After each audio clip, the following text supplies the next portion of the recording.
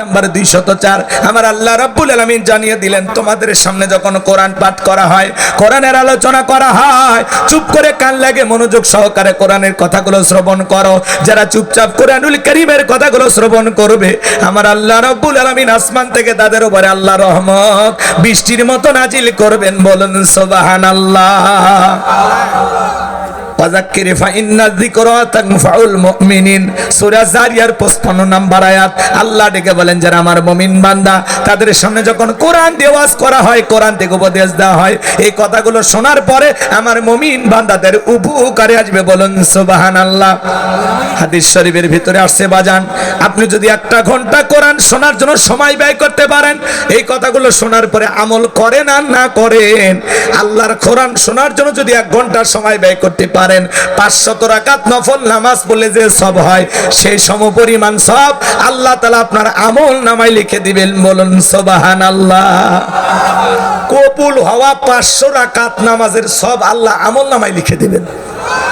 এজন্য 12টা 15 মিনিট পর্যন্ত ওয়াদা দিয়েছেন, ওয়াদা ভঙ্গ করা মুনাফিকের লক্ষণ। আমার বিশ্বাস সাতক্ষীরের মাটিতে কোনো মুনাফিকের জায়গা নাই। সাতক্ষীরের মাটি ইসলামী আন্দোলনের ঘাঁটি, কথা বলে ঠিক কি না? রক্ত ভেজা রাজপথ, সাতক্ষীরার রাজপথ, কথা বলে ঠিক কি না? এই জমিনে অসংখ্য শহীদের রক্ত লেগে আছে। বিদায় সাতক্ষীরার মানুষ আজকের আলোচনা শুনে ভয় পাওয়ার কোনো কারণ নাই। চলুন আমরা আলোচনা শুরু করে দিলাম। কষ্ট হয়? সূরার নাম জোরে বলেন, আরেকটু জোরে বলেন। তোমরা কি যুবক? মানে সত্যি কি যুবক নাকি পরীক্ষা করে দেখবো? আমি কথা বলা লাগবে কি? বোঝো নাই? বোঝো নাই? হ্যাঁ, আমি করবো আওয়াজ, আপনারা দিবেন আওয়াজ, জবাব দিবেন ঠিক ঠিক। আলোচনা হবে কমপ্লিট। শ্রোতাদের স্পিরিট, এবারে বক্তার হিট, আলোচনা হবে জায়গা মতো ফিট। আগে বলতাম কিছু আজ প্যান্ডেলে, কিছু আজ অ্যাঙ্গেলে, এখন আর অ্যাঙ্গেলে না, যা বলবো সব ডাইরেক্ট। অ্যাঙ্গেলে বলার দিন শেষ, ডাইরেক্ট বলার বাংলাদেশ। আর কি ভয় আছে? আগেই ভয় করিনি, কত অ্যাঙ্গেলে ম্যাচ দিছে, ওরা বুঝে ফেলে দিছে। এখন আবার কিছু লোক বুঝে ফেলে দেয় যে হুজুর মনে অ্যাঙ্গেলে আমাদেরকে ঝাড়তেছে। তো ওই গ্রুপের সাথে তোমাদের যদি মিলে যায়, এখনো তওবা করে ভালো হয়ে যাও। এ কথা কয় না কেন? সূরার নাম মনে থাকবে তো ইনশাআল্লাহ। সম্মানিত ভাইয়েরা আমার আল্লাহ রাব্বুল আলামিন বলেন, তাবারাকাল্লাযী বিয়াদিহিল মুলকু ওয়া হুয়া আলা কুল্লি শাইইন কাদির। মহামান্বিত সেই সত্তা যার হাতে সর্বময় কর্তৃত্ব, রাজত্ব পাওয়ার ক্ষমতা। তিনি হলেন সব বিষয়ের উপরে ক্ষমতাবান, সকল কিছুর উপরে একমাত্র ক্ষমতাবান, সর্বশক্তিবান। তিনি কে? আল্লাহ রাব্বুল আলামিন বলেন, তাবারাকাল্লাযী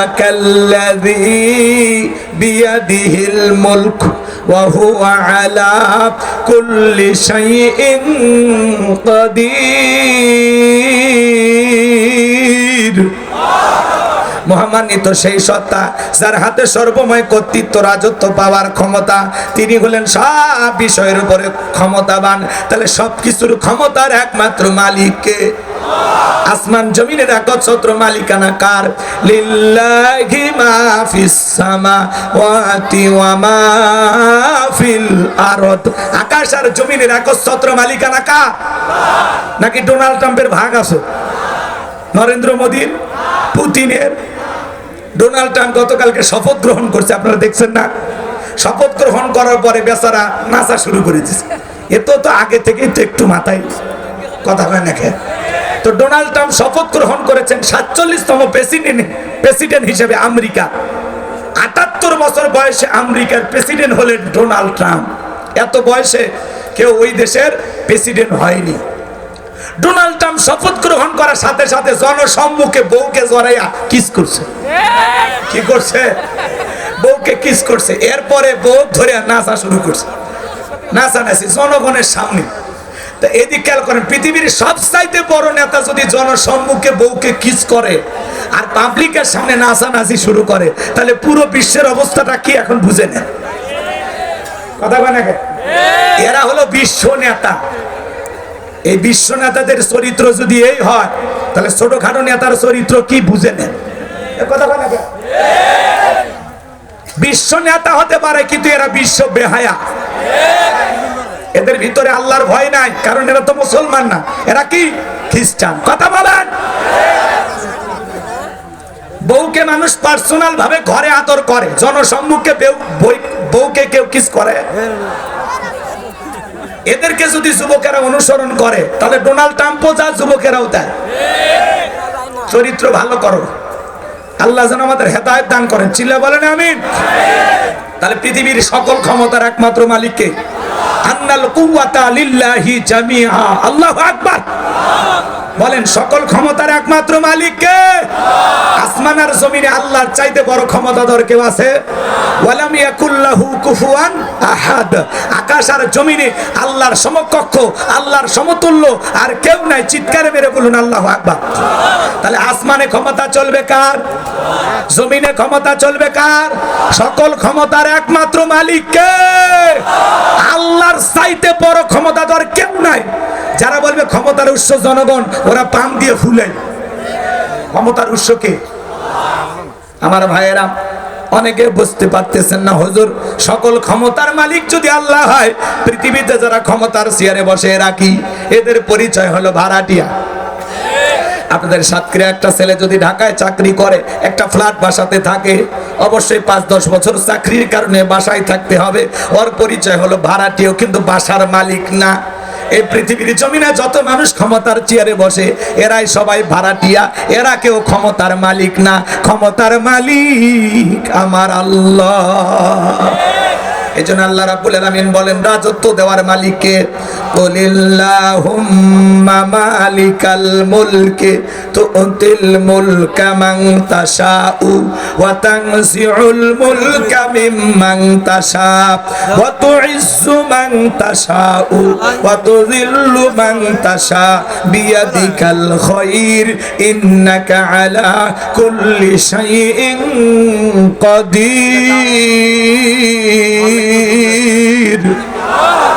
সূরা আলে ইমরান আয়াত নাম্বার 26 আল্লাহ রাব্বুল আলামিন জানিয়ে দিলেন, রাজত্ব দেওয়ার মালিক আমি আল্লাহ। ক্ষমতার চেয়ারে বসানোর মালিক কে? কে ক্ষমতা পাইলে দি খেয়াল করেন, কেউ চেয়ারে বসলেই যে তাকে সম্মান দেওয়া হলো এমনটা নয়। ক্ষমতার সম্মান দুইটা ভিন্ন জিনিস।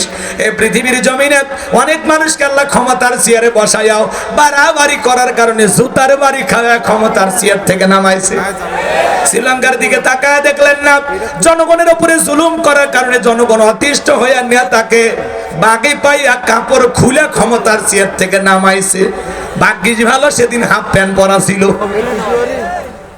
এজন্য বাড়াবাড়ি করতে নাই। ক্ষমতা আল্লাহর দেয়া নিয়ামত, জনগণের দেয়া আমানত। নিয়ামত পেয়ে যারা শুকরিয়া আদায় করে আর জনগণের আমানতের দায়িত্ব সঠিকভাবে পালন করে, জনগণের আমানত হক সঠিকভাবে আদায় করে, ইতিহাসের সোনালী পাতায় তাদের নাম লেখা থাকে। ক্ষমতা পাইলেই লাভ দেওয়া যাবে না। এই দুনিয়ার জমিনে যারা ক্ষমতা পাওয়ার পরে ন্যায় বিচার কায়েম করে, আল্লাহর বিধানকে প্রতিষ্ঠিত করে, মানবতার কল্যাণে, ইসলামের কল্যাণে কাজ করে, মানুষ তাদেরকে সম্মান দেয়, সম্মানের সহিত তাদের নাম উচ্চারণ করে। কিন্তু যারা ক্ষমতাকে বাপদাদার পৈতৃক সম্পত্তি মনে করে, যা ইচ্ছা তাই করে, ক্ষমতায় টিকে থাকার জন্য হাজার হাজার মানুষের রক্ত নিয়ে খেলা করে, জুলুম করে, অত্যাচার করে, নিরপরাধ মানুষকে পাখির মতো হত্যা করে বিদায় করে, ওই সমস্ত জালেমদেরকে ক্ষমতার চেয়ার থেকে নামায়া দেন তিনি কে? ইতিহাসের কালো পাতায় তাদের নাম লেখা থাকে। মানুষ ঘৃণা নিয়ে তাদের নাম উচ্চারণ করে। কথা বলেন না কেন? আমার ভাইয়েরা মন খারাপ করবেন না। তাহলে বলেন তো বাজান, ক্ষমতার চেয়ারে বসানোর মালিক কে? কেরেন আমার মালিক কে? ওয়াতুইজ্জু মান তাশা ওয়া তুযিল্লু মান তাশা। সম্মান দেওয়ার মালিক কে? লাঞ্ছিত করার মালিক কে? বিয়াদিকাল খায়র। সকল কল্যাণের চাবিকাঠি আমার আল্লাহর হাতে। ইন্নাকা আলা কুল্লি শাইইন কাদির। তিনি হলেন সব বিষয়ের উপরে ক্ষমতাবান। সুবহানাল্লাহ বলবেন না? আল্লাহ যে সবচাইতে বড় ক্ষমতাধর, এটা জানার পরে গোলাম হিসাবে আমরা খুশি না বেজা?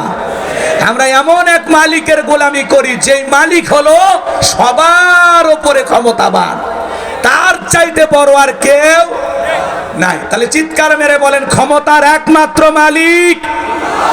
আর একটু জোরে বলেন আল্লাহু আকবার। এইবার শোনেন, পুরো পৃথিবীর ক্ষমতা আল্লাহ 4 জন মানুষকে দিয়েছিল। জোরে বলেন কয়জন? আরো জোরে। এ জোরে হলো না, একটু জোরে বলবেন, মিছিল করার অভ্যাস করেন। ইকো একটু কমাইতে বলছি না ভাই, কমে না তো, দরকার একেবারে কমায় দেন।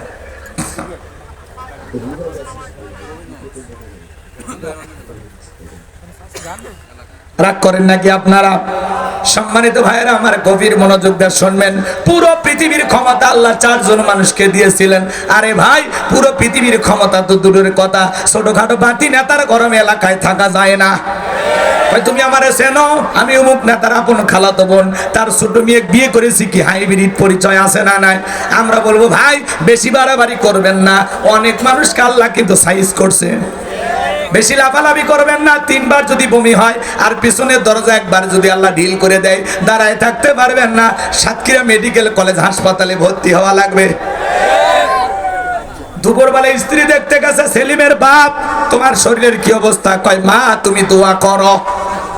দুপুরবেলা স্ত্রী আসার পরে বিকেল বেলা ছেলে দেখতে গেছে, আব্বা তোমার শরীরের অবস্থা কি?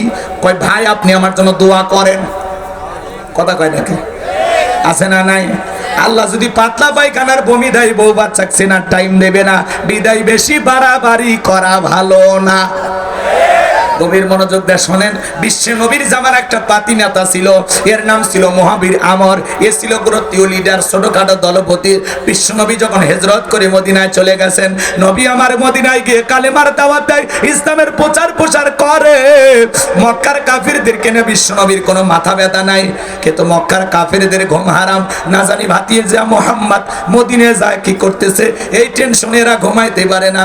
এদের মধ্যে একজন অন্যতম ছিল, নাম হলো মহাবীর আমর। প্রতিমার সামনে দাঁড়াইয়া লাথুজ্জা, দেবদেবী, সরস্বতী, রাধা কৃষ্ণ, ভগবতী, এগুলো প্রতিমার সামনে দাঁড়াইয়া বলতেছে, যতক্ষণ আব্দুল্লাহর বেটা মুহাম্মদ সাল্লাল্লাহু আলাইহি সাল্লামের দেহ থেকে কাল্লা না ফেলাইতে পারবো, ততক্ষণ পর্যন্ত আমি এক ফোঁটা পানিও পান করব না। জোরে কন্যা উযুবিল্লাহ। আমার নবী কর পাকা দানে মই দিয়েছে, কথা বলে ওর বাড়িতে চুরি চিন্তাই করতে গেছে। আপনার আমার নবীর কি কোনো অপরাধ আছে? নবী আমার কালেমার দাওয়াত দেয়, ইসলামের প্রচার করে, কাফের বেঈমান এটাই সহ্য করতে পারে না। এই জন্য নবীর বিরুদ্ধে তারা গভীর ষড়যন্ত্র করলো। কথা বলেন ঠিক কি না? নবীর মাথা নেওয়ার ঘোষণা করে যখন মক্কার মহাবীর আমর মদিনার পথে রওনা করলেন, আল্লাহ তাআলা এই সংবাদ বিশ্ব নবীর কানে পৌঁছায় দিলেন, নবী গো, মক্কার মহাবীর আমর আপনার মাথা নেওয়ার ঘোষণা করে রওনা করেছে। নবী আমার টেনশনে পড়ে গেলেন, কি করা যায়, কি করা যায়? আমার ভাইয়েরা, নবী আমার দুশ্চিন্তায় পড়ে গেলেন। কাছেই বসে দেখেন অনেকগুলো সাহাবীরা বসে আছেন, তাদেরকে লক্ষ্য করে ডেকে বলতে, শোনো আমার সাহাবীরা, শোনো, মক্কার মহাবীর আমর আমার কাল্লা নেওয়ার ঘোষণা করে রওনা করেছে, তোমরাই বলে এখন কি করা যায়? হযরত ওসমান ডেকে বলে, নবী আপনি আল্লাহর এত বড় পয়গম্বর, আপনি আল্লাহ তাআলার কাছে দোয়া করেন, ওই মক্কার মহাবীর আমর আপনার চেহারা দেখার আগে আল্লাহর যেন ওর জমিন থেকে বিদায় করে দেয়, ওরা যেন প্যারালাইজ করে দেয়। নবী আমার হযরত ওসমানের কথা শুনে হাত তুলে দোয়া করা শুরু করে দিলেন, আল্লাহ ওই মক্কার মহাবীর আমর আমার মাথা নেওয়ার ঘোষণা করে রওনা করেছে, ও আমার কাছে পৌঁছার আগে ওর হাত পা এতটুকু শুধু বলেছেন। আল্লাহ ডেকে বলে, জিবরাইল আর করিস না দেরি, আমার বন্ধুকে জানায় দাও তাড়াতাড়ি, আমি আল্লাহ তাআলা শুধুমাত্র 2 হাত দোয়া করার জন্য দেই নাই, মাঝে মাঝে জালেম আর বেঈমানদেরকে সাইজ করার জন্য ওই 2 হাতে লাঠিও তুলে নেওয়া লাগবে। জিবরাইল এসে বলে, নবী দোয়া কবুল হবে না, হাত নামান। বিশ্ব নবী তখন হাত মুখে না লাগায় হাঁটুর উপরে রাখায় দিলেন। আপনারা বলেন তো বাজান, সব জায়গায় কি দোয়া দিয়ে কাজ হয়? এই গ্রামের নাম কি বলেন? কুমিরা। মনে করেন, উদাহরণ দিতেছে, এক্সাম্পল, কথা বোঝানোর জন্য, ভুল বুঝবেন না। মনে করেন এই গ্রামে প্রতিদিন চুরি হইতেছে, গরু ছাগল চুরি হয়, টাকা পয়সা চুরি হয়, গহনা গাড়ি চুরি হয়, এমনকি সুন্দরী বউটা পর্যন্ত চুরি হয়। চুরির অত্যাচারে গ্রামে থাকা যায় না। কুমিরা বাজার থেকে একজন 10 কেজি জিলাপি নিয়ে যায়, ইমাম সাহেবের হাতে দিয়ে বলে, হুজুর একটু দোয়া করেন, চোরের হাত থেকে আল্লাহ যেন এই গ্রামবাসীকে হেফাজত করে। হুজুর এইবার জিলাপি পাইয়া চুরি বন্ধ হওয়ার জন্য আল্লাহ তাআলার কাছে হাত তুলে দোয়া করা শুরু করে দিল। রাগ করেন নাকি? এইবার চুরি বন্ধ করার জন্য হুজুর হাত তুলে দোয়া করা শুরু করে দিল, আল্লাহ চোরের হাত থেকে এই কুমিরার মানুষকে তুমি হেফাজত করো। চোর জিলাপি খাওয়ার আশা হাত তুলে বলে, আমিন আমিন আমিন। হুজুর যদি ওই জায়গায় দোয়া না করে বলতো, এ কুমিরার যুবকেরা, এই গ্রামে ঢোকার 4টা রাস্তা আছে, এই 4 রাস্তার মোড়ে মোড়ে মাগরিব থেকে ফজর পর্যন্ত বাংলার লাঠি নিয়া 4 জন করে যুবক মোড়ে মোড়ে দাঁড়ায় থাকবা, চোরকে দেখা মাত্রই ওই লাঠি দিয়া মন পিটাইবা, যাতে 6 মাসে মাজা সোজা না করতে পারে। তাহলে বলেন তো বাজান, চোরকে হাত তুলে আমিন কইতো নাকি তওবা করে ভালো হয়ে যেত? চুরি বন্ধ করতে হলে লাগবে কার আইন? দোয়া দিয়ে কাজ হবে? জোরে বলে লাগবে কার আইন? আল্লাহ 1500 বছর আগে আইন দিয়েছেন, ওয়াসসারিকু ওয়াসসারিকাতু ফাকতুউ আইদিয়াহুমা জাযাআম বিমা কাসাবা নাকালাম মিনাল্লাহ। সূরা মায়েদার 38 নম্বর আয়াতে আল্লাহ 1500 বছর আগে আইন দিয়েছেন, চোর পুরুষ হোক আর নারী হোক, আল্লাহর বিধান, আল্লাহর ফয়সালা। চুরি করেছে অপরাধ যদি প্রমাণিত হয়, চোরের ডান হাতের কবজি কেটে দাও। একটা চোরের হাত কেটে সোশ্যাল মিডিয়াতে ভালো করে যদি আমরা প্রচার করতে পারতাম যে বাংলাদেশের পার্লামেন্টে আইন চালু হয়ে গেল, চোর যদি চুরি করে ধরা পড়লে তার হাত কেটে দেওয়া হবে। এ বাজান গো আমার, একটা চোরের হাত কেটে মিডিয়াতে প্রচার করলে বাংলাদেশের সমস্ত চোরেরা তওবা করে আল্লাহর ওলি হয়ে যেত। কথা বলেন ঠিক কি না? কিন্তু কে শুনে কার কথা? আসো গেল না মনের ব্যথা। এখন উচিত কথা যদি কই, পিঠের ওপর দিয়া যাবি মই। এ আনন্দে কিছু লোক কিনে খাবে বগুড়ার স্পেশাল দই। যত 10 নন্দগস 70টা বললে 10 করলে আমার নায়ের প্রতিবাদ। নামটা হবে তোমার মৌলবাদ, নামটা হবে তোমার জঙ্গিবাদ। আল্লাহর আইন চালু করতে চায় না। ওরা বলে 1500 বছরের আইন, এগুলো ব্যাকডেট, এগুলো চলবে না। আমরা বলতেছি ব্যাকডেট না আপডেট, খালি একটা টেস্ট করে দেখো। টেস্ট কথা কয় না। মনে রাখবেন, লন্ডন আমেরিকার তৈরি আইন আর ভারতের পানি পড়া দিয়া মানুষের তৈরি করা নিয়ম নীতি দিয়া কোশ্চিন কালেও বাংলাদেশের 1 ইঞ্চি মাটিতেও শান্তি প্রতিষ্ঠিত করতে পারবেন না। এই দেশে চুরি দুর্নীতি টেন্ডারবাজি খুন ধর্ষণ চাঁদাবাজি বন্ধ হবে সেই দিন, আল্লাহর কোরআন দিয়া জমিনটা চলবে সেই দিন। একটা চোরের খালি বিচার করে দেখেন। এমন সরকার, আপনিও টেস্ট করে দেখতে পারেন। কথা কয় না? রাগ করেন? হ্যাঁ, আজকে পথে ঘাটে ধর্ষণ কত ধরনের। একটা ধর্ষণকারী জিনাকারী নারী পুরুষকে আল্লাহর বিধান অনুযায়ী পাথর মেরে সংঘাসার করে দুনিয়ার জমিন থেকে বিদায় করে দেন। ধর্ষণ করা দূরের কথা, ইফটিজিং করা দূরের কথা, যুবকদের স্বপ্ন দোষ বন্ধ হয়ে যাবে। কিন্তু কে শুনে কার কথা? সরিষায় তো ভূত। নেতা আল্লাহর আইন যে চালু করবে, ও চিন্তা করে আমি এই হাত দিয়ে যে পরিমাণে দুর্নীতি করছি, প্রথমে তো আমার হাত কাটা যাবে। 11 লক্ষ কোটি টাকা দুর্নীতি করে বিদেশে পাচার করেছে। কথা বলেন নাকি আপনারা? এত পরিমাণে দুর্নীতি করছে ভাই, তা হিসাব সারা। প্রধানমন্ত্রী থেকে শুরু করে চৌকিদার দাফাদার পর্যন্ত দুর্নীতি করে গেছে। প্রধানমন্ত্রী বলে আমি ছেলে মেয়ের জন্য কিচ্ছু করিনি। কিছু করেননি? আপনার বাড়ির পিয়ন 400 কোটি টাকার মালিক। জনগণ বোঝে না যে চাকর চাকরানির যদি এই অবস্থা হয়, মালিকের কি অবস্থা। আমরা এতবার বললাম ম্যাডাম পদত্যাগ করেন, আল্লাহ বলে কিসের পদত্যাগ? এরা যে অন্যায় অপরাধ করেছে, শুধু পদত্যাগ না, আমি আল্লাহ এদেরকে দেশ ত্যাগ করতে বাধ্য করব। ইন্না বাতশা রাব্বিকা লাশাদীদ, আল্লাহর পাকড়াও বড় কঠিন। আল্লাহ ধরে না, যেদিন ধরবে মামু বাড়ি দিল্লি গিয়ে পড়বে। আছে বড় বড় কথা বলতো, পালাবো না, হারাবো না। আছে পালিয়ে যায়নি। রান্না করা ভাত খাওয়া ভাগ্যে জটিনি। 45 মিনিট সময় পাইছিল। কথা কন, কার খেলা, কার ফয়সালা? আলেমদেরকে। বিগত সরকারের পতন হওয়ার পিছনে একমাত্র কারণ নিরীহ আলেমদেরকে, নিরীহ মাদ্রাসার ছাত্রদেরকে হত্যা করা, তাদেরকে লাঞ্ছিত করা। আলেমদেরকে লাঞ্ছিত করেছিল যারা, আজকে পুরো পৃথিবীর সামনে লাঞ্ছিত তারা। প্রধানমন্ত্রী থেকে শুরু করে এমপি মন্ত্রী, আমলা কামলা, নায়ক গায়ক, শিক্ষক বলেন, এমনকি ইউনিয়ন পর্যায়ের নেতা কর্মী পর্যন্ত পালিয়ে গেছে, মসজিদের হুজুরও পালিয়ে গেছে।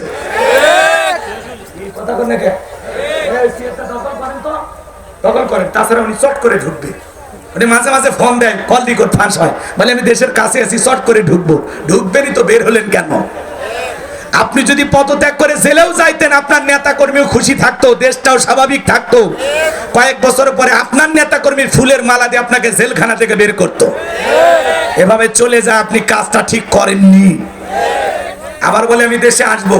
হ্যাঁ, আমরাও বলি মহিলা মানুষ আর কতদিন বাইরে থাকবেন, আপনি আসেন। এই দেশ আপনার বাবা, এই দেশ আপনার স্বামীর। কথা ঠিক কিনা? বুবু আইবা, তুমি আইবা গো, সেই দিন আইসা বুবু ক্ষমতা পাইবা না। বুবু আইবা, তুমি আইবা গো, সেই দিন আইসা বুবু ক্ষমতা পাইবা না। খোঁজ নাই বুবু কাদের কাকার, অবস্থা খারাপ দরবেশ বাবার, হাও নাঙ্কেল এখন সামনে আসে না। খোঁজ নাই বুবু কাদের কাকার, অবস্থা খারাপ দরবেশ বাবার, হাও নাঙ্কেল এখন সামনে আসে না। নেতা কর্মী সব জেলের ভিতর, আমি আসি ডরের ওপর, কখন জানি আসে গ্রেপ্তারি পরোয়ানা। বুবু আইবা, তুমি আইবা গো, সেই দিন আইসা বুবু চিয়ার পাইবা না।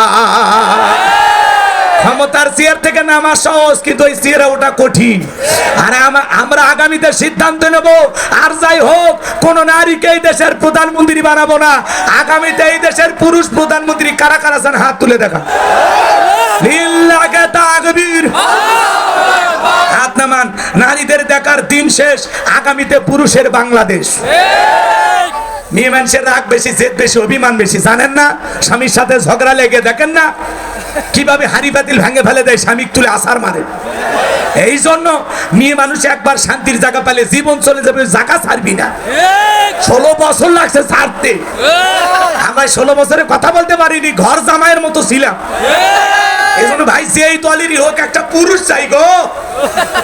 কথা কন। এই যে বাংলাদেশে বিপদে পড়েছিল মানুষ, যেরকম বিপদে পড়লে দোয়া ইউনুস পড়ে, লা ইলাহা ইল্লা আনতা সুবহানাকা ইন্নী কুনতু মিনাজ জালিমিন। বাংলাদেশ বিপদে পড়েছিল, ইউনুস সাহেব এসে হাল ধরছে। আমরা বলতে চাই আগামীতে এরকম একটা পুরুষ দরকার। ঠিক আছে না? হ্যাঁ, চলেন বুঝে শুনে কাজ করা লাগবে বাজান। সামনের দিকে যাই, মনের মধ্যে অনেক দুঃখ জমা আছে। এই জন্য বাজান, চুরি দুর্নীতি করে লুটে পুটে খায়া দেশের 12টা বেজে দিয়েছে ওরা। 93 বিলিয়ন ডলার ঋণের বোঝা বাংলাদেশের মানুষের ঘাড়ে চাপায় দিয়ে ওরা পালিয়ে গেছে। কি কথা আছে? আমার কথা শুনে কি আপনারা রাগ করেন? আমার ভাইলা, তাহলে চুরি বন্ধ করতে হলে লাগবে কার আইন? আরো জোরে বলেন। আল্লাহর আইনে একবার চালু করে দেন। দেন না ভাই, দেখেন চুরি বন্ধ হবে না। মানে আজকে চোর সিসি ক্যামেরা লাগানো আছে, তারপরে চুরি করে পারলে তখন ও সিসি ক্যামেরা ভিডিও হচ্ছে, ওই সিসি ক্যামেরাও চুরি করে নিয়ে যায়। চুরি বন্ধ হচ্ছে না। মসজিদের জুতার থেকে শুরু করে সব চুরি হয়। কি চুরি হয়নি কোন? আপনার বইয়ের 3 পিস বাইরে রাখেন তো, ওটা চুরি হয়। মসজিদের বাইরে আমারই 3 জোড়া জুতে চুরি হয়েছে আজ পর্যন্ত। চিন্তা করেন, আজ পর্যন্ত আমরা জুতে চুরি বন্ধ করতে পারিনি। আর রাস্তার এত বড় বড় খাদে খালি চুরি আর দুর্নীতি, চুরি আর দুর্নীতি। কিসের পুকুর চুরি, ওরা সাগর চুরি করে খায় ফেলে দিছে, জনগণ টেরি পায়নি। কথা বল। তাহলে এই জমিন আল্লাহর আইন চালু হওয়ার দরকার আছে না নাই? আল্লাহ এই জমিনকে কোরআন আর ইসলামের জন্য কবুল করুন, ছিল বলুন আমিন। সবকিছু দেখা শেষ, আগামীতে কোরআনের বাংলাদেশ আল্লাহ যেন কবুল করেন, জোরে বলেন আমিন। সম্মানিত ভাইয়েরা আমার, নবী আমার টেনশনে পড়ে গেলেন। জিবরাইল এসে বলে, নবী দোয়া কবুল হবে না। নবী তখন হাত মুখে না লাগায় হাঁটুর উপরে রাখা দিলেন। আমরা অনেকে মুনাজাত করি, অনেকে দোয়া করে এরকম দড়ি পাকায়। আগেকার দাদারা এরকম পাটের দড়ি পাকায় তো। কথা কয় না, কথা কয় না। অনেকে দোয়া করে আর প্রেশার মাপে, আছে না? অনেকে চুপচাপ হাত এরকম ধরে থাকে, কেউ আবার হাতি তোলে না। হুজুর যখন মুনাজাত শেষ করে বলে আমিন, তখন বলে আমিন, হুজুর আজকের মুনাজাত সেই হয়েছে। এরকম চালাক আছে না নাই? আমার ভাইয়েরা, জিবরাইল এসে বলে, নবী দোয়া কবুল হবে না। সাহাবা ইকরামদের মধ্যে ঘোষণা করেন, আপনার সাহাবীদের মধ্যে এমন কেউ কে আছে যে মক্কার মুহাবির আমরের মোকাবেলা করবে? নবী আমার এই কথা শোনার পরে সাহাবা ইকরামকে ডেকে বলেন, ও আমার সাহাবীরা, তোমাদের মধ্যে এমন কেউ কে আছো যে মক্কার মুহাবির আমরের মোকাবেলা করবা? নবীর কোন সাহাবী দাঁড়ায় না। হযরত আলী দাঁড়িয়ে গেলেন, বলুন আল্লাহু আকবার। নবী তখন ডেকে বলে, আলী তুমি না বুঝে কেন দাঁড়াইছো? তুমি কি জানো এই মক্কার মুহাবির আমর এক বেলা খাবার খাই 21 কেজি 3.5 মণ ওজনের তরবারি নিয়ে যুদ্ধ করে, এত বড় বীরের সামনে তুমি কেমনে যাবে? বসে পড়ো। হযরত আলী বসে বললেন। নবীজি দ্বিতীয়বার বললেন, আবার হযরত আলী দাঁড়িয়ে গেছেন। নবীজি তৃতীয়বার যখন বললেন, আবার হযরত আলী দাঁড়িয়ে গেছেন। নবী তখন দুইটা হাত বাড়া বলে, আলী রে আয় আয় আমার বুকের ভিতরে আয়। এই কথা বলে বিশ্ব নবী হযরত আলীকে বুকের সঙ্গে জড়ায় নিলেন। আর দেখে বলে, আলী এত বড় বীরের সামনে যাইতে চাস? তোর জানি কি মায়া দয়া নাই? হযরত আলী বলতেছে, নবী গো আমার ভিতরের ঈমান বলতেছে ওই আমর আপনার চেহারা দেখায় আগে ওরে আমি জমিন থেকে বিদায় করে দেব। বলুন আল্লাহু আকবার। নবী আমার ডেকে বলে, আলী রে খালি হাতে দোয়া করে লাভ হবে না। ওসমান তোমার বাড়িতে কি তরবারি আছে? হযরত ওসমান ডেকে বলে, নবী আমার বাড়িতে তরবারি আছে 27 ইঞ্চি লম্বা। নবী আমার ডেকে বলে, যাও তরবারিটা নিয়ে আসো। হযরত ওসমান রাদিয়াল্লাহু তরবারি আনে দিলেন। তরবারি নিয়ে আসার পরে হযরত আলী তরবারি পায়ে মারছে দৌড়। দৌড়াইতে দৌড়াইতে আমরের মুখোমুখি হয়ে গেছে যখন, এইবার আমর ডেকে বলে, কি রে পিচ্চি আলী তুই কেন আমার সামনে? হযরত আলী বলতেছে, পিচ্চি না কি পরে বুঝাইতে। আল্লাহু আকবার বলেন। কথা আছে ছোট মরিচের ঝাল বেশি। এইবার হযরত আলী দাগ টানতেছেন। দাগ টানা বোঝেন তো বাজান? একটা দোয়া পরে দাগ টানতেছেন। এই দোয়া পরে বাড়ির চতুর্দিকে ফু দিতে পারলে বড় বড় দুর্ঘটনার হাত থেকে আল্লাহ আপনার পরিবারকে হেফাজত করবেন। বলেন আল্লাহু আকবার। হযরত আলী দাগ টানতেছেন। দাগটা বোঝেন না? দাগটা টানার পরে তরবারিটা উঁচু করে বলতেছে, এই কাফেরের বেটা আমর তোদের সাহস থাকে দাগটা পার হইয়া নবীজির কাল্লা নিতে যায়। আয় আয় খেলা হবে আয়। আল্লাহু আকবার বলেন। হযরত আলী যে কায়দায় ধমক দিয়েছে ওর ভিতরে 19-20 শুরু হয়ে গেছে। কথা কই ওর ভিতরে কম্পন সৃষ্টি হয়ে গেছে। বাড়িতে ঢুকছে চোর, বাড়িওয়ালা ল্যাংরা, দুটা পাই নাই কিন্তু টের পায়ে যদি খালি মুখটা দিয়ে আওয়াজ দেয়, কে রে? চোর থাকবি না ভাগে দৌড় মারবি। একটা আওয়াজে অনেক কিছু ঘটে। মুসলমান যদি একবার খালি নারায়ে তাকবীর আল্লাহু আকবার দিয়ে ময়দানে নামে, বাতিলেরা লঙ্গি পরার টাইম পাবি না। লিল্লাহি তাকবীর। এই আওয়াজ অনেক বড় হাতিয়ার, আপনি জানেন? খালি আওয়াজ দেন, বাতিলের এমনি ভয় পাবে। কি পারবেন না? রেডি আছেন? আমার ভাইরা চলেন সামনের দিকে যাই।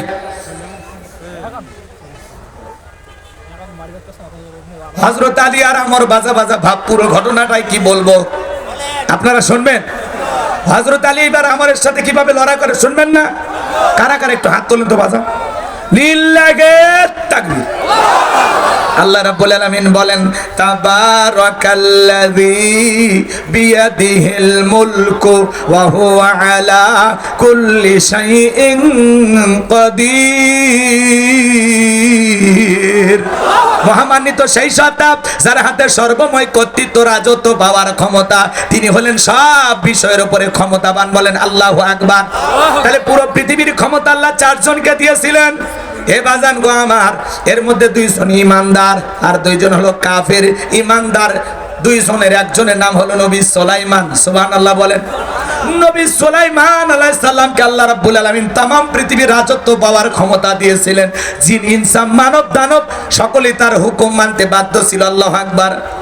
নবী সুলাইমান আলাইহিস সালামকে আল্লাহ পাক এমন একটা তক্তের সিংহাসন দিয়েছিলেন, আমার ভাইয়েরা, বাতাসকে অর্ডার করা মাত্রই যেখানে ইচ্ছা পয়গম্বর সেখানে বাতাস এই সিংহাসন উড়িয়ে নিয়ে যাইতো। বলুন সুবহানাল্লাহ। এখনো জাহাজে গাড়ি হাওয়াই চলে, ওগো কলেরই বিধান। একদিন বিনা কলে হাওয়ায় চলতো নবী সুলাইমান, মোরা সেই মুসলমান। আল্লাহু আকবার। নবী সুলাইমানের রাজত্বের কাহিনী বা ঘটনা যদি আমি বলতে চাই 2-3 ঘন্টা সময় লেগে যাবে। ওই দিকে আমার যাওয়ার সুযোগ নাই। আমার একটা মূল টার্গেট আছে, সেই জায়গায় আমাকে যেতে হবে। রাগ করেন? তাহলে 1 নাম্বার, নবী সুলাইমান আলাইহিস সালামকে আল্লাহ পাক পুরো পৃথিবীর রাজত্ব পাওয়ার ক্ষমতা দিয়েছিলেন। 2 নাম্বার, বাদশা জুলকারনাইনকে আল্লাহ পাক পুরো পৃথিবীর রাজত্ব পাওয়ার ক্ষমতা দিয়েছিলেন।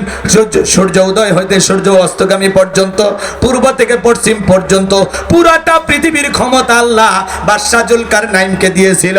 এই বাদশা জুলকারনাইনকে আল্লাহ পাক পৃথিবীর ভূখণ্ডে 1 নয় 2 নয় 1600 বছর হায়াত দিয়েছিলেন। বলুন সুবহানাল্লাহ। 1600 বছর পাওয়ার রাজত্ব ক্ষমতা পাওয়ার পরে বাদশা জুলকারনাইন কখনো মানুষের প্রতি জুলুম করে নাই, সারাটা জীবন মানবতার কল্যাণে, ইসলামের কল্যাণে, আল্লাহর ভালোবাসায় কাটিয়ে দিয়েছেন। বলেন আল্লাহু আকবার।